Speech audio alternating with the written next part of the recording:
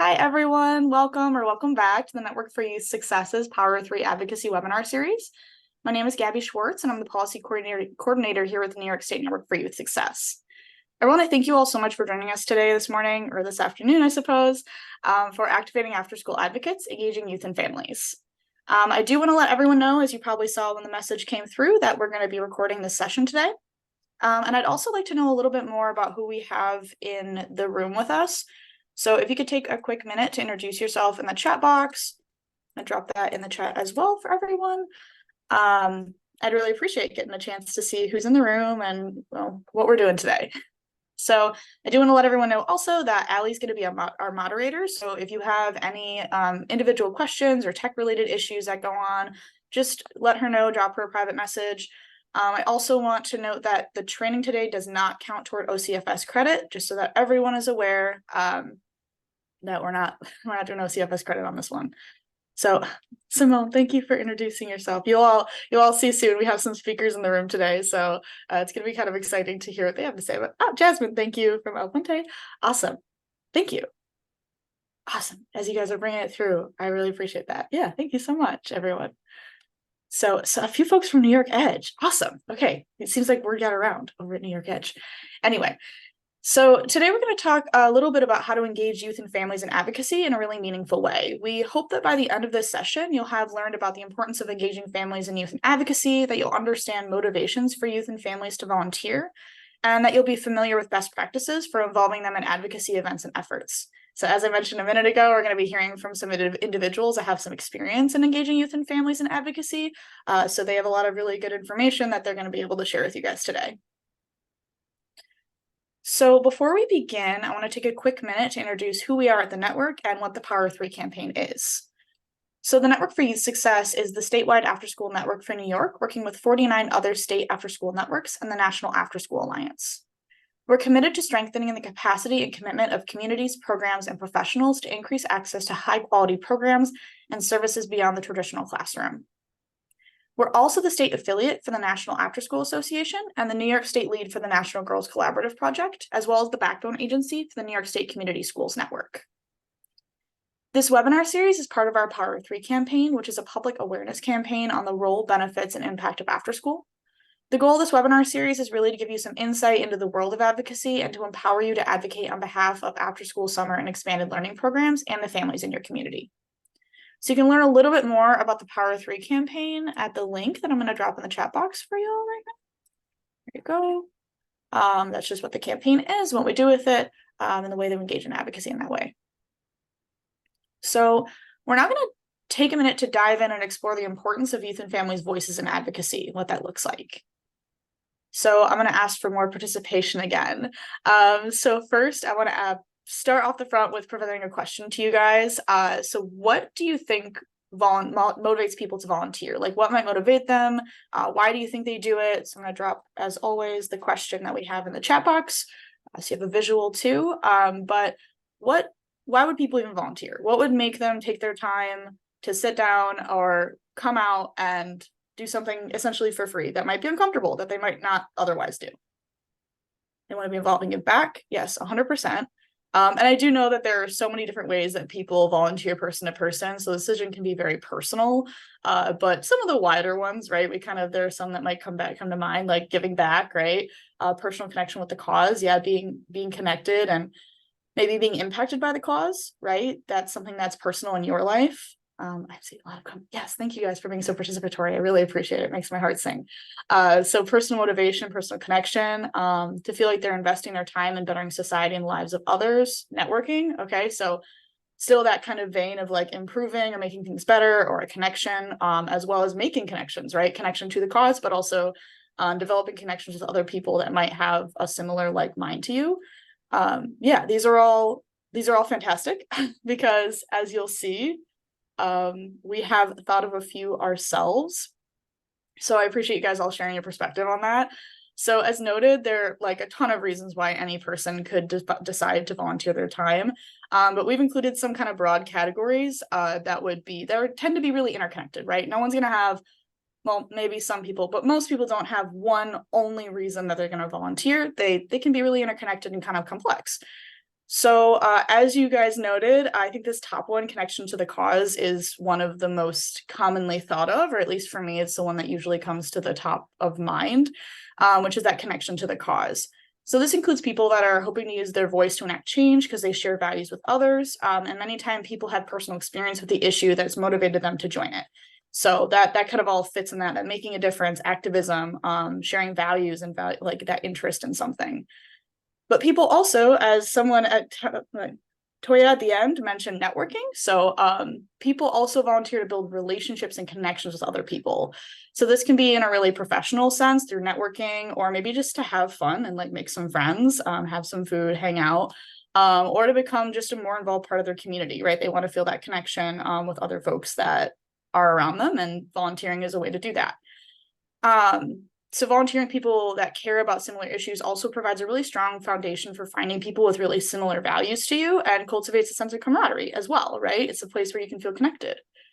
Someone also might be interested through self-improvement, right? Maybe they're looking to acquire additional knowledge, the skill set they might not have, or just knowledge in general about an issue area. Hello, see the greeting in the chat when I acknowledge it. Or even just building some self-confidence and self-esteem, just getting out of their comfort zone and doing something that they might not be super comfortable with, and getting to know people along the way. So it's really helpful to note that a lot of people can be motivated for many reasons. As I mentioned, it's complicated and most people have multiple reasons for volunteering. And it can change as time goes on, right? The way you're volunteering is maybe an undergrad student who wants to get professional experience is not going to be the same way you volunteer maybe when you're an older person who's looking to build connections and make some friends. It can change depending on the time of life, and also just the person in question. So that's really common, and it's really important to consider as we try to ensure that volunteering experiences are able to fulfill more than one area of motivation, because everyone comes in with different perspectives, and those perspectives can shift as time moves on. So keeping that top of mind is important. So youth and families engaging in after-school advocacy is really imperative, because obviously they're the people most directly impacted, right, with after school and summer. Youth and families participating allows us to amplify community voices and ensures that stories are communicated accurately without the filter of another person conveying that experience. Encouraging youth and families to share their own story is really empowering and highlights diverse experiences and perspectives of families to capture a very full, accurate picture of the issue area you're talking about, in this case, after school. So further than that, engaging youth and families helps advocates avoid burnout. So we help them, but we also kind of help ourselves in this instance. There's definitely a strength in numbers, and leveraging the expertise and influence of youth and families in advocacy not only ensures that we're appropriately communicating their needs, it also allows everyone to get more done.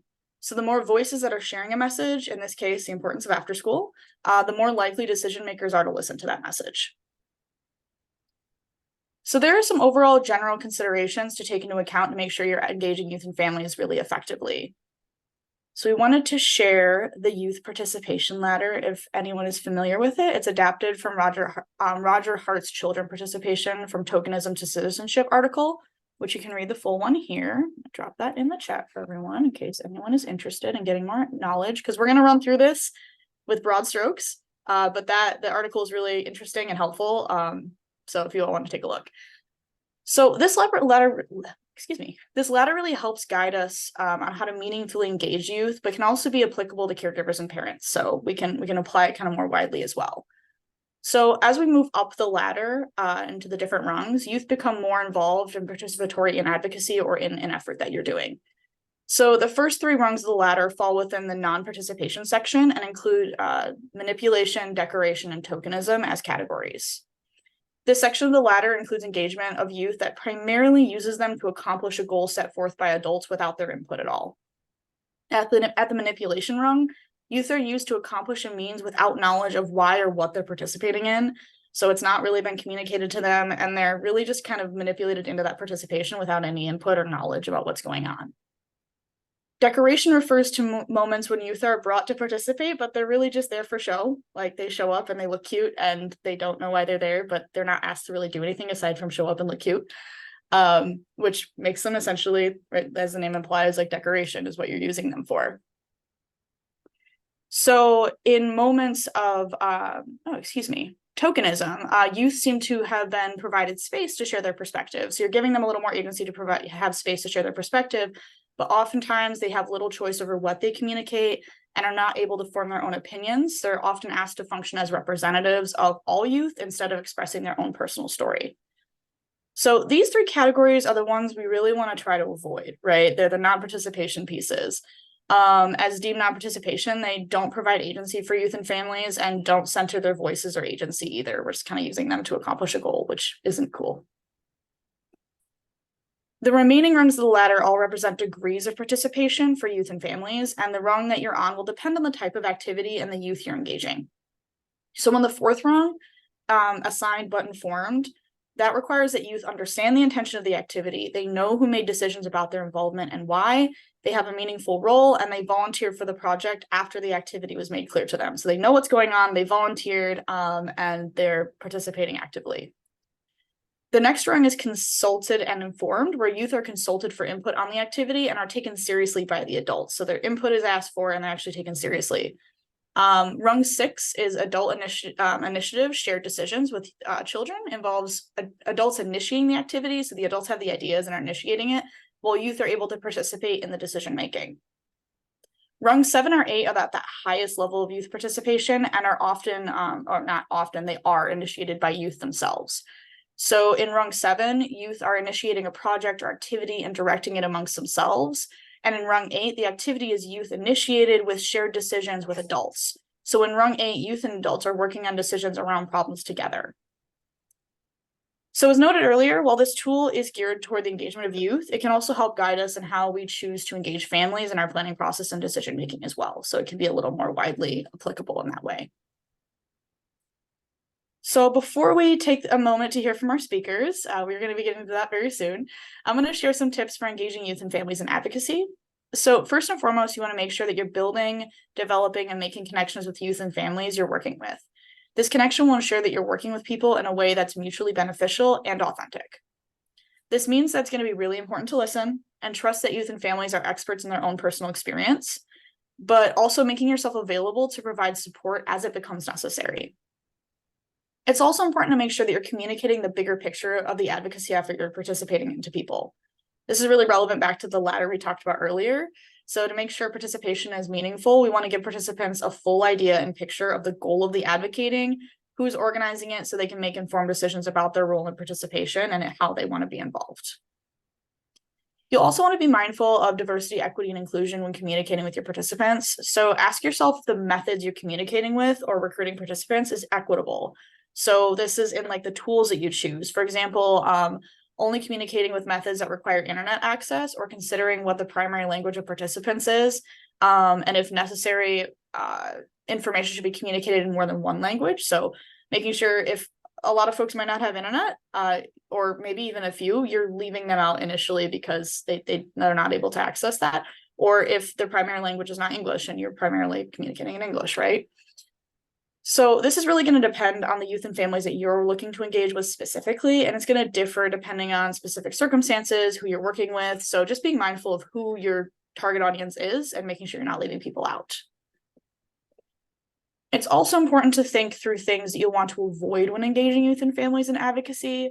So you want to be sure that you're not exploiting the voice or stories of youth and family by specifically choosing and curating the voices you highlight for a different purpose, or sharing another person's story without their consent. Related to this too is misrepresenting their stories or voices, such as using someone's story to fit a specific narrative or twisting its content to be most authentic, but serving your goal, right?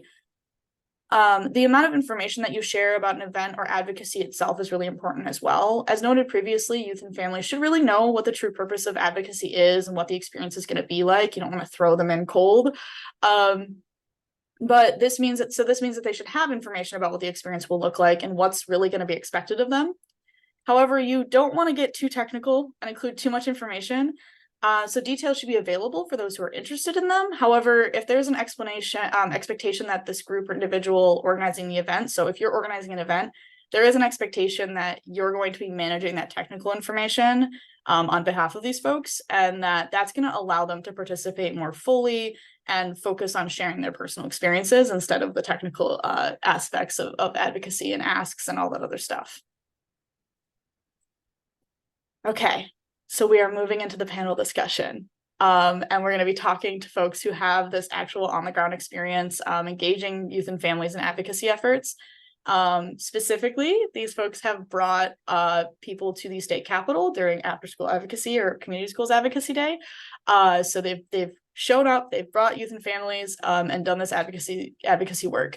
So during the session, I'm going to ask that everyone remains muted, aside from our speakers, of course, and add your questions into the chat box. So as we move along, we'll try to get to the questions as they become relevant. And if not, we'll take note of unanswered questions and try to kind of circle back on those. So I'm going to introduce our speakers. So we have 4 speakers today. Oh, I'm spotlighted now. Hello, everyone. We have 4 speakers today from different organizations. So Simone Miranda is the Assistant Director of Innovation, Equity, and Engagement at Schenectady School District.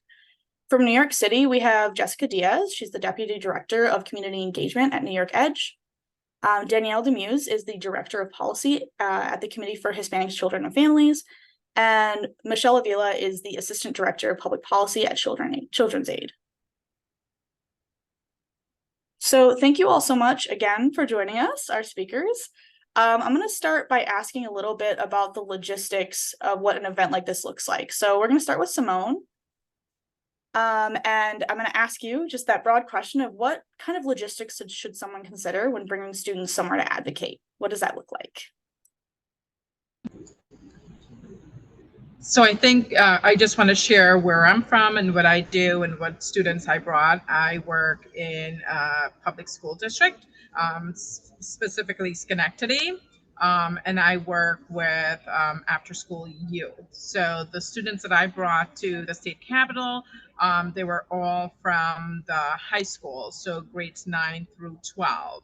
So in terms of logistics when bringing students to Advocacy Day or Community School Advocacy Day, I think there are a few things that first need to happen, and this planning process should start as early as possible before that time that you are going to bring students to Advocacy Day or Community School Advocacy Day. I think the initial thing to do is set up a meeting with the leadership or the stakeholders first to let them know what Advocacy Day is, what the students will be doing, what role they'll be playing. I think just getting that information out there and talking about why this is important. Specifically, I know for myself, I have targeted students who have been part of after school program who are directly impacted in this work. So just talking about that, the logistics around that, and then talking to the leaders and the stakeholders about, chaperones, who will be the chaperones, because in some cases, being in school, taking a teacher out of the classroom for a day is unreasonable. So looking to see who would be the chaperone for those students. The next piece beyond that is doing any paperwork that needs to be completed. I know here in the district, we have to complete paperwork that gets signed by our superintendent's office to give permission to release those students and those staff members to go out off of school grounds. So any paperwork that needs to be completed, whether it's digital or hard copy, just getting that all completed in a timely manner and getting the required approval necessary. The next step I know for us here in the district is coordinating with our transportation department, getting that transportation set up for our students. So working closely with the transportation office, completing anything that they need in terms of date, time, number of people that will be attending, how many adults, how many students, pickup, drop-off times. Those are all very, very important details. So working with those offices to make sure that you have that scheduled. I know us here in the district, we usually send out that information to our vendors because we don't have our own bus fleet. And then getting a quote back from those vendors, and being in the school district, we always try to be cost effective. So working with the transportation office to select which vendor you're going to go with, and getting that process all set up. The next step is to make sure that you are completing any requisition or purchase orders that needs to be completed to get the vendor paid for their services. So that's something that I have also coordinated and make sure that that gets done. Um, then the other big piece is working either with your food service manager or food service in general, whoever oversees food service at the district or in your organization, to coordinate on providing snack lunch for those students. Um, Also, another thing, if you are not able to do that, if you're able to get funding to get like maybe a gift card, because I know at the Capitol there are places that have restaurants that you can purchase food on site if you don't want to bring that with you on the bus, and then having to carry all that in to the Capitol could be a little bit of tasking for whoever's in charge of that. But I know we secure some gift cards and was able to get food on hand while we were there at the Capitol for the students. And then something that I did leading up to Advocacy Day is that I had all the students who were in after school program. They did like a little short activity where they wrote why after school was important to them.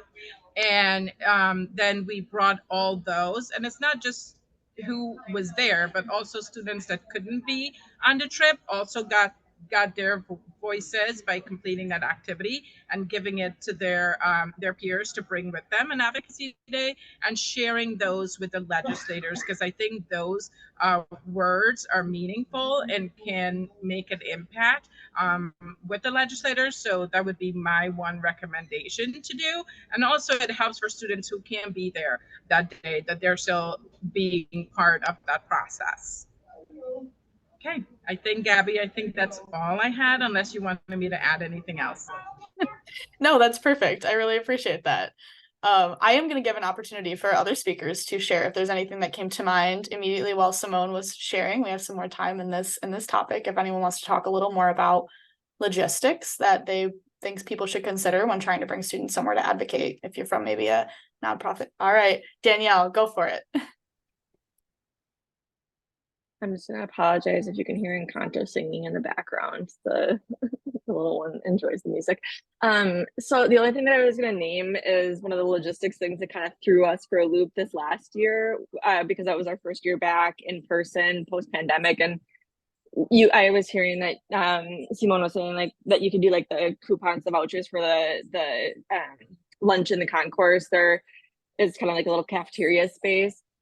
In the past, they used to have like a Subway and like an Oval Pond or something like that. They had, but I don't know if those are still there. So we had started ordering in Subway sandwiches, the little box lunches. And before the pandemic, you could have those delivered and brought in. And we realized this year that it apparently is a new rule. You can't do that. So just to name that's something that we are thinking about and planning for Advocacy Day this year, and trying to figure out what are all the options you have to help try to make sure you have lunch and everything coordinated for your groups coming up. But yeah, that's all I wanted to name, because it was kind of like threw a wrench in the plan day of, and I had poor Trudy trying to go over and help our team trying to get the food into the concourse for the kiddos. But yeah, there are a couple options that we want to make sure that you're aware of for feeding everybody. Yeah, thank you for that, because there always seems to be little hiccups that'll happen. You don't quite expect, and then something's changed slightly, and it's a domino effect, right? So I really appreciate you naming that, Danielle. I will ask of our speakers, and if no one has an immediate thought, then that's all right. But I will ask this follow-up question around logistics. So if you're coming from a nonprofit perspective, so you're coming from a CBO, a community-based organization, bringing students to Advocacy Day, and maybe you have to work with a school in order to do that. Pull them out of school for the day.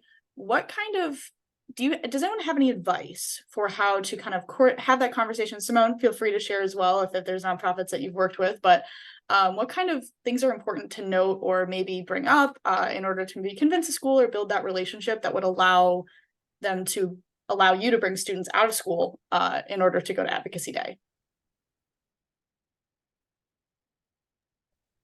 Hi, Gabby. I can start. I was actually going to include that in my question that I was going to get, but I think having the conversation early is always helpful, right? As soon as the information comes out, And for us, we actually had a very easy experience where all of our principals were in super support. We actually had some principals attend with us or send some of the DOE staff towards the trip. But I think just having the conversation early, they get it, they know why it's important. And so putting that on their radar and making it a priority and continuing to bring it up, that's what I would suggest.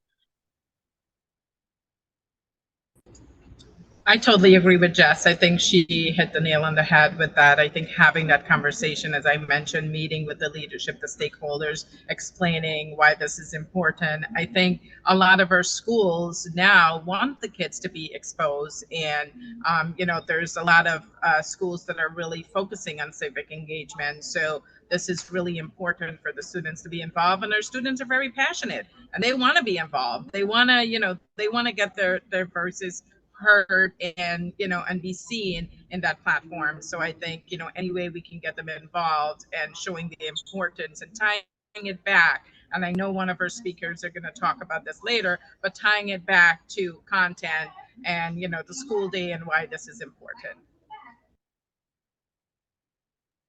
I see we have a question from Carla. Or a hand raised, I suppose. If are you okay with, you want to unmute and share real quick? Yeah, so I just wanted to add to what Jessica said. I think that I would probably highly recommend also asking for student council, right? Every school, or at least most of the schools, should have a student council, a youth leadership group, and they should probably be the ones to attend or at least assist with spearleading, this task. And honor roll students, right? So that it doesn't affect attendance, things of that nature, just thinking out there as to, how to motivate that and not have the school be affected in any possible way either. Okay, yeah, thank you for that. I appreciate it. Sure. We're at that point for me. Oh, Michelle, send us off. I was just going to say, Gabby, I think it's also super important to involve school leadership as well as the CBO connector in the prep pieces. So Simone, I think you did a really great job in explaining like all of the logistics and the importance of those prep sessions, even for school leadership, right? You have to allocate that youth are going to be out for an entire day. And so how is that going to impact things like attendance? How is that going to impact pickup, dismissal? So really just making sure that all stakeholders are aware of the logistical aspects and can make it as smooth of an experience as possible, I think is really helpful. Awesome, thank you. And that's really helpful because the next question we're moving into is for Jessica, actually. And it's, what can you share with us about best practices for preparing youth and families to participate in Advocacy Day? So what can you do to prepare them? And I think it's relevant. Also make sure photo forms are filled or up to date is also in the chat box. So acknowledge that. Yes, that's a very helpful tip. So Jessica, I will let you share a little bit about best practices for preparing youth and families to participate. Sure. Thank you, Gabby. And for those of you who don't know, New York Edge is one of the leading after-school providers in New York City. In my role, I actually also support community schools. And so we were able to attend both After-School Advocacy Day and Community School Advocacy Day this past year. And so in terms of getting the youth and the families prepared, aside from getting the principal buy-in, is really looking at student interests. And I think echoing a lot of what you said earlier, Gabby, having student voice and choice a part of that process, get them excited about the event, have students sign up and say, I want to be nominated to go. I'm really excited. I think what we were able to do this year is do activities and lessons in our after school program surrounding what advocacy is, what that looks like, but also just having them understand how after school funding works, because that may not be something that our students are really exposed to. And so they think, we're in this free after school program and everything's great, but like really teaching them the logistics, if we were able to take middle school this year, so we catered our lessons towards the middle school age group. But I think, Gabby and Trudy were able to send out a lot of prep work in advance leading up to the meeting. And so they sent out a after school budget priorities toolkit, which, is mostly towards adults. And so we were able to send that out to the school leaders and to our families, which has sample emails, sample tweets that they can send out to the different state legislatures.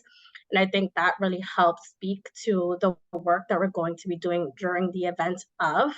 And I think just going back to some of those lessons that we did and making sure that the stories that the students are presenting are coming through the lens and the voice of a participant, and not, a participant coming up there and saying, these are our budget priorities for this year, right? Like, these state legislatures are there, and they actually, from my experience, want to hear more from the young folks than the adults in the room. And so they really want to hear different stories of impact that are coming directly from the students themselves. As a part of Advocacy Day, there's a rally, there's an opportunity for everyone to come together. So I think as we're prepping our young folks to be there, is being very realistic of what the expectations are, right? The Capitol is a big building. There's a lot of other folks in there. If you plan in advance, you can also add on a tour of the Capitol while you're there, which I think is always a good thing to do. But because everyone is sort of all in one space during the rally, we really use that as the opportunity to showcase student artwork. And as a part of our lessons, we had our students create like these ginormous, like gorgeous banners about using your voice and about fund our after school program. And these are the reasons why we love our after school program. And we were able to build boards that have pictures throughout the program throughout the year. So I think that's also, a really great opportunity. And with that being said, be very loud and proud of, the organization or the district that you're coming from. It's cold in January in Albany. And so we had, hoodies, we had beanies, we had gloves, everything had New York Edge on there for us. So definitely, shout out wherever it is that you're coming from. And I think that's really it. There's a lot of walking involved. It's a great experience. And also just be conscious of the schedule that is given in advance. If you have time to incorporate having the students research, who exactly they're meeting with when you have the list of names, like I think that's always a great opportunity. So they can also have that context and, see their faces before they actually enter the room. And I would say the last thing is to be mindful of the time slots given. It's about like 20 to 30 minutes, or that's what we had last year. And so it can feel a little bit rushed. But I think the state legislatures were really good at giving the students the space to speak and say all of the things that they needed to say. I don't know if that should have covered everything, Gabby. That was very, very good. Thank you, Jessica. Yeah, that was awesome. I think she covered so many pieces, right? Is anyone, I want to, again, opportunity for other panelists to jump in, maybe reinforce something Jessica was saying, or other considerations, other things that your organizations might do. Danielle is raising her hand. All right, go ahead, Danielle. We have gone up in past, oh, sorry, I'm not on my camera.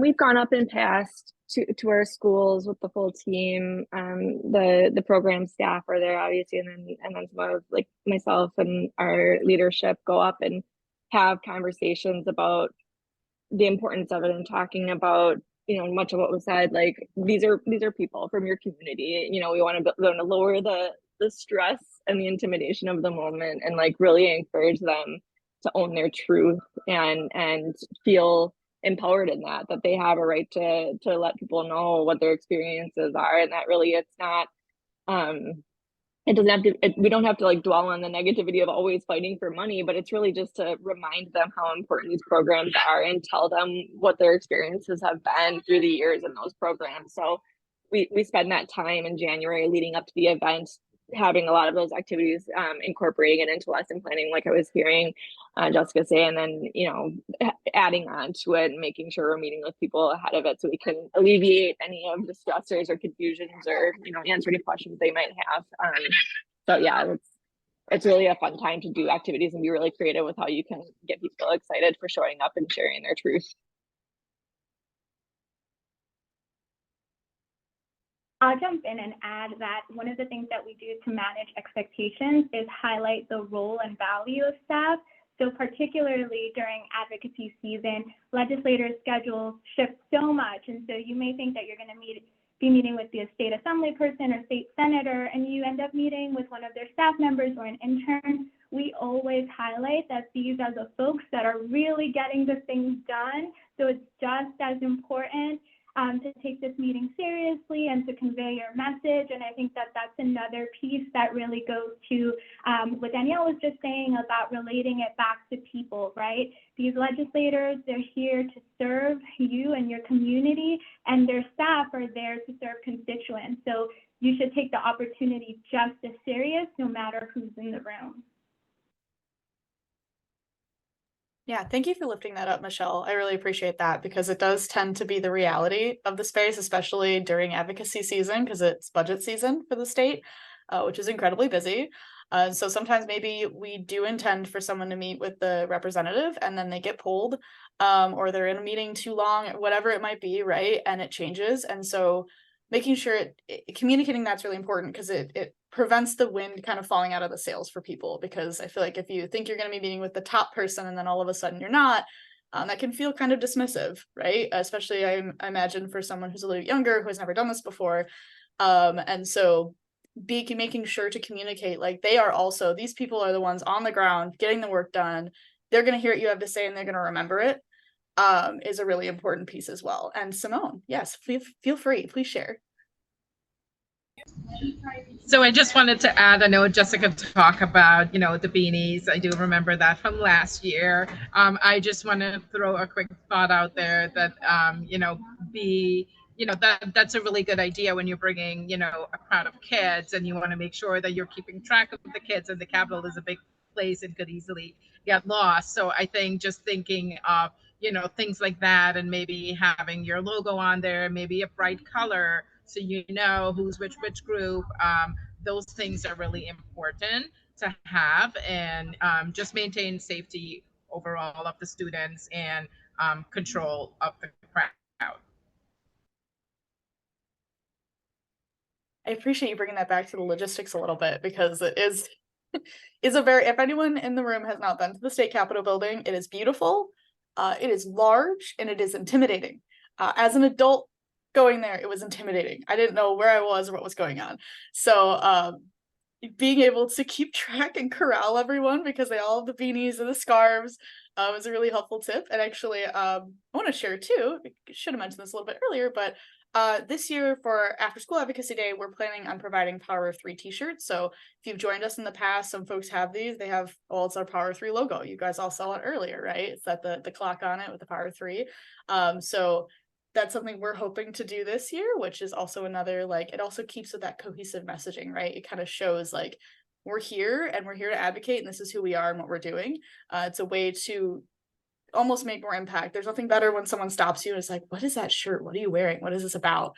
And you can kind of take that moment to explain that.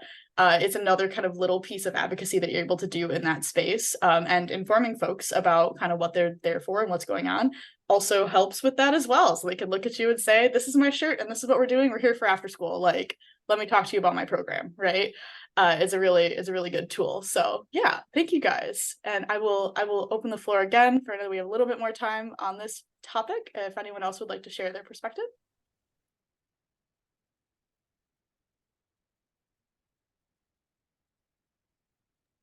All right, no one unmuted or raised their hand, so we're gonna hop along. And the next question I have is for Danielle. So can you share with us some tips for how to ensure that the advocacy experience is meaningful for youth and families that participate? So we kind of touched on this a little bit already, but really what are those pieces that make it a strong, meaningful experience for folks?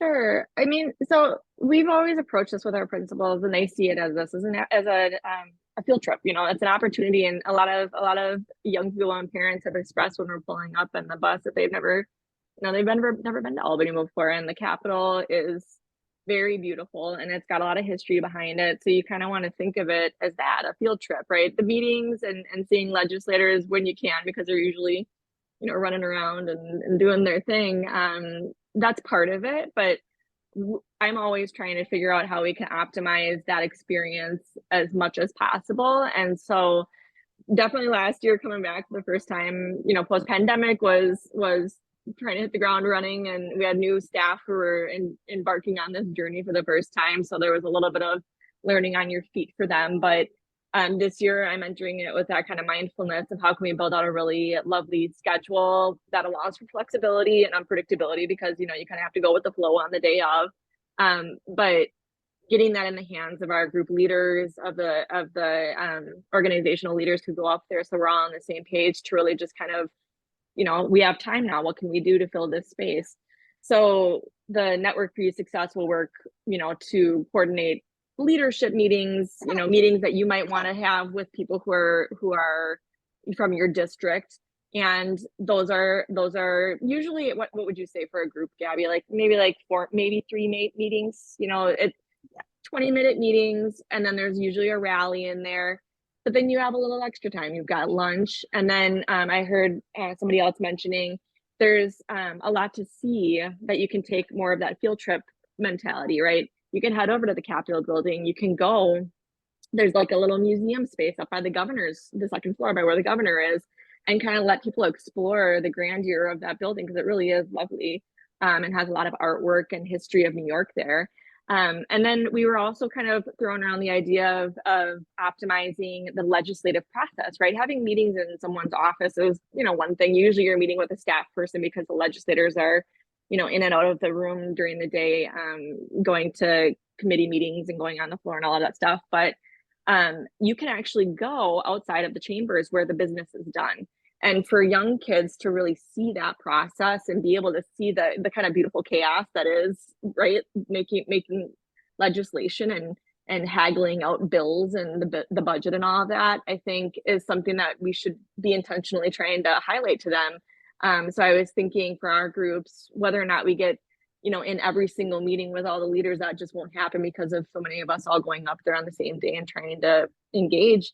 How can we reach out to the legislators who might not be the power ones, you know, the ones who pull the strings behind, but they're from our neighborhoods? How can we go to the chamber and pull them off the floor and have them come meet the kids in that space? And if you've never done that before, beautiful chaos is really the word that I use by intention. It's a lot of people out there. There's people out there with a lot of causes, a lot of signs, and they come out onto the floor and kind of meet you in this like chaotic moment, but the kids have a beautiful interaction with the legislator themselves. So those are some of those gems we want to try to highlight for CHCF, and certainly, you know, support for others who are coming and bringing kids and families up there. I think, yeah, I really am approaching it from that field trip mentality. It's not perfect every year, but there's just a lot of those like little things you can kind of steal away and do if you find yourself with 20 minutes to kill, and it makes sense to kind of bebop someplace else. And I know we always get maps of in our packages, in the packets that we get. If you want to be bold and try to leave the security area in the concourse, which is where a lot of the food spaces are in the conference center, there's like the Corning Tower. There are a couple other places there as well. So I think for one, I'm going to be highlighting that. We'll be working with Gabby and planning for the event to share those thoughts with you all, so that you have just kind of this toolkit, if you will, of things you can do and places you can highlight for your parents and kids to really make the most of the day, so they really feel connected with all that goes on in Albany. Thank you, Danielle. That was awesome. It's really keeping that kind of education centered first, right? Like trying to give them that experience and kind of show them what goes on and be really involved in the process, and almost humanizing it a little bit, right? Like it's chaotic and it's kind of messy, and you know, we're people, and that's kind of how that is, right? And kind of acknowledging the reality of that and allowing people to see it happening like firsthand. Really powerful experience, as well as like getting to soak in the grandeur of like the entire New York State Capitol, because it is something to behold. Can I add one little anecdote just to share of how unpredictable the day can be? There was one year we went up there, and a former assembly member, Jose Rivera from the Bronx, if you know who he is, he was always just a very unique soul in his work, and he met with one of our groups and decided spontaneously to like take them under his wing, and then started like showing them all around and took them onto the floor. Session wasn't in at that part of the day, and they met with Carl Hasty, who's the speaker. You know, there was a point where it went on really long, and the group leader from our team texted me and was like, Danielle, he's holding us up. Like, it just feels all lighthearted. And so, but I mean, like he just really went with it. And I think the legislators really get excited when they see the kids up there. So just like, there is just a lot of unpredictability, but in a great way. So yeah, it's really exciting to kind of just think about steering into the day, you know, and like knowing what things you have that you can go explore, but knowing that things can kind of happen that you didn't expect that are really cool for the kids.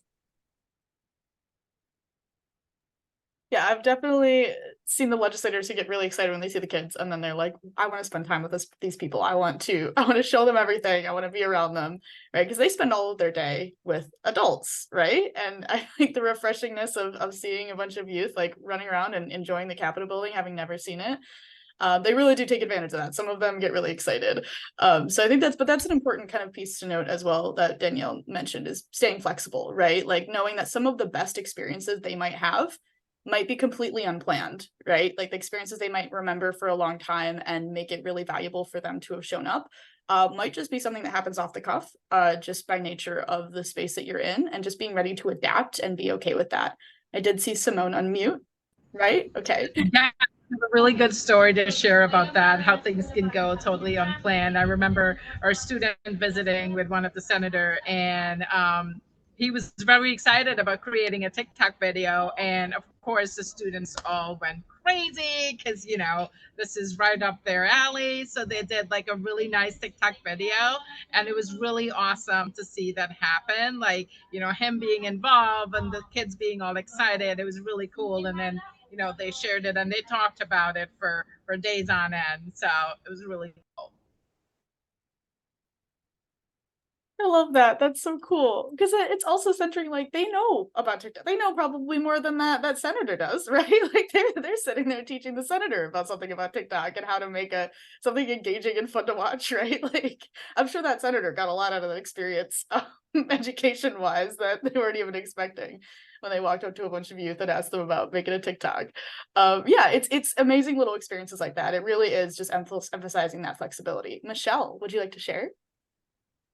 Yeah, this is a really small thing, but our wonderful school staff, they always make sure they take so many pictures of the youth in action all throughout Advocacy Day, and then circle back with the youth and kind of make a collage and show them what they did. And it keeps them really energized and excited. And even going into the next academic year, you know, when you're explaining something, it's cool to have some like visual representation of what advocacy is and how powerful that moment could be. So I feel like that's a really like low-hanging fruit that you could do to just really drum up the excitement and remind them of what they did on that day. I love that tip. That's a fantastic tip. I love that. And we love having photos because you can share them and then share them with legislators, and they love that as well. That's something I don't think we noticed to be noted in this, and I think it's in another Power 3 probably be in another webinar, you know, coming up later.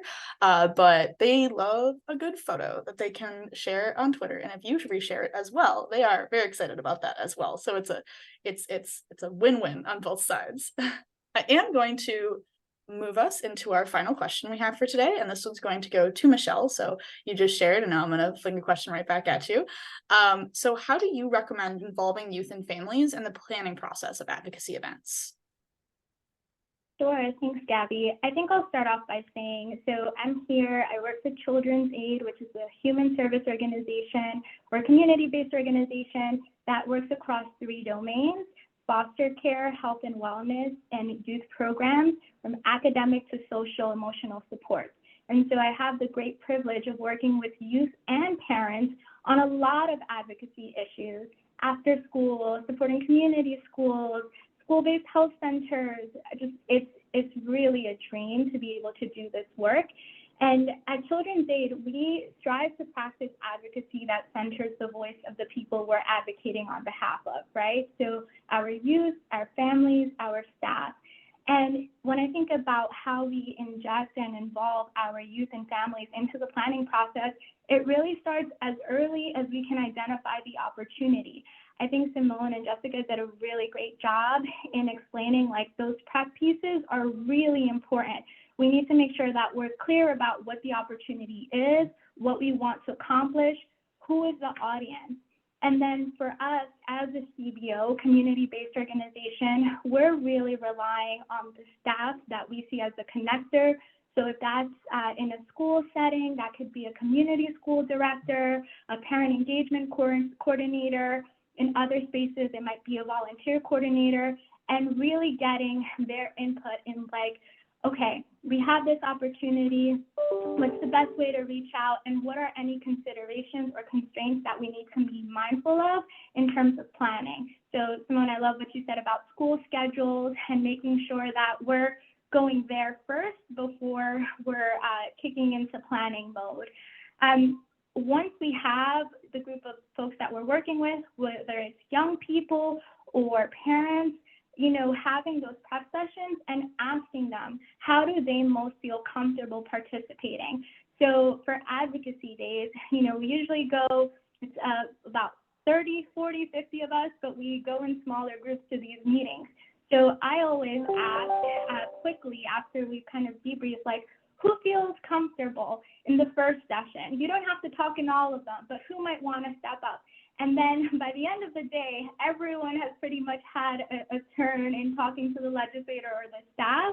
But I think it's important to be able to just prepare them and give them a sense of what's going to happen. Also, I really love what I think Jessica said about language barriers and making sure, particularly when working with folks that don't speak English as their first language, how can they communicate their story despite the language barrier, and how can we facilitate that? I did want to say that, you know, for us, we do the storytelling exercise as part of our preparation, and we don't script folks, right? Like, advocacy is about you and your experience. If you feel called to share a very personal narrative, then that's great. If you want to leave it at something more high level, that's completely fine. We never want to push people to share anything that they're not comfortable of. That being said, sometimes it's helpful for them to have talking points. So I have worked with parents who want to say a lot, and you kind of have to manage that and say, okay, you actually have like 30 seconds to a minute. What are the points that you want to bring out? Why don't you write that out for yourself so that you'll feel more comfortable in delivering that message? And so after the advocacy opportunity, we love to have the opportunity to debrief, whether it's with youth or the parents group, to hear about how their experience was, what we can do better, and then take that feedback to inject into future planning opportunities. This is really for opportunities that come, you know, like advocacy days where it's kind of more routine and we know that we're going to be involved. However, once you make a connection with a group, and if they're really interested, I really encourage, you know, asking them what issues are they passionate about. For us, advocacy is a skill set that we help folks develop some kind of tools around, and then say, okay, what do you care about, and how can we be helpful in connecting you to that issue? Maybe it's not an issue that we champion or that we're out in front of, but let's connect you with groups that do. And then really taking that feedback that they provide to go back to them, and when there's another opportunity, say like, hey, okay, this is another way that you can make your message heard. So, you know, there's definitely advocacy day meetings, but there's also opportunities to present testimony. There are rallies. You know, there's so many different forms of advocacy. It's really about centering whatever they feel most comfortable with, and then making sure that they know that it's not like a one and done. There are so many issues to advocate for. Like, you can really be involved as much as you'd like, but keeping that connection strong. So I think that's probably where I'll stop and pause, and happy to kind of share a little more if folks have other comments. Thank you so much. Yeah, you covered a lot, right? And I think it all ties a lot into what we're talking about as well, all these things are interconnected. And they are those really core pieces of like centering the voice of the youth and families that are coming to join you, making sure that they feel good and prepared, and that you're not, guiding their the conversation in a way that's only servicing what you need, but rather focusing on what they need. Is an important piece as well. And I agree with what the person said in the chat, like the support for student voice is fantastic. So thank you so much for uplifting that when you're talking about how to involve them in planning, right? I do want to open the floor to our other speakers to see if anyone else has any thoughts around like this kind of how do you involve them in planning processes, maybe what's something that you might do or some things to consider or think about.